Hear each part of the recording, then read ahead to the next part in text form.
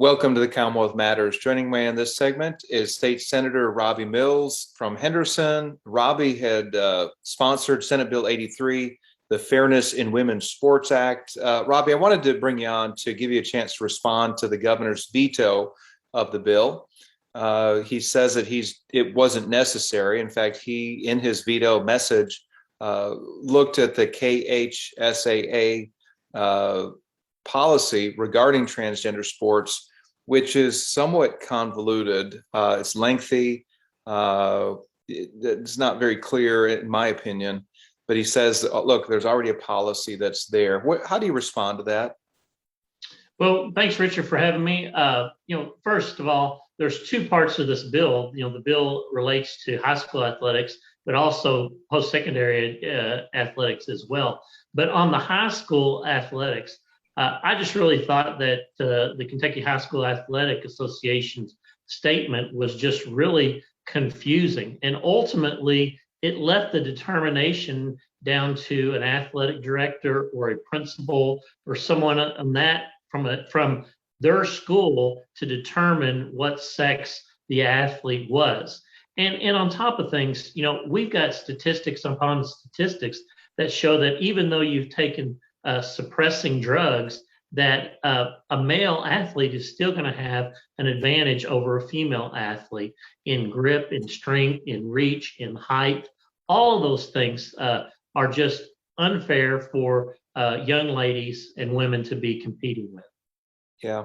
The Kentucky Fairness Campaign and the ACLU both issued statements saying that the Fairness in Women's Sports Act is not necessary, that it violates Title IX and will jeopardize students' mental health. Now, that covers a lot of ground there, but what's your response to that? My response on the Title IX is, women's sports came about and the proliferation of women's sports came about because of Title IX. I actually think that this is challenging and possibly putting women's sports at jeopardy. So it's just 180 degrees opposite of what the fairness ordinance would say. And of course, we've heard this all along. One of the Democrats' favorite things to do is to cry foul if you have no examples of something. As legislators, we're looking forward into possible issues, ways to protect the public. And this is a forward-thinking bill.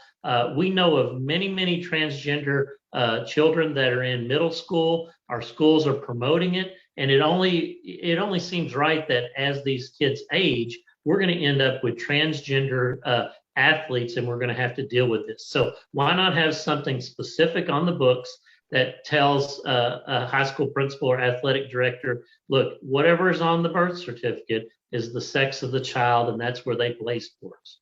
Robby, so just to be clear, you sponsored this bill. You were the driving force behind this bill that both houses, both bodies, the House and the Senate, passed by overwhelming margins. But just to be clear, you were behind this not because you were against any group or transgender people, but it's because you really believe that women's sports in Kentucky were in jeopardy.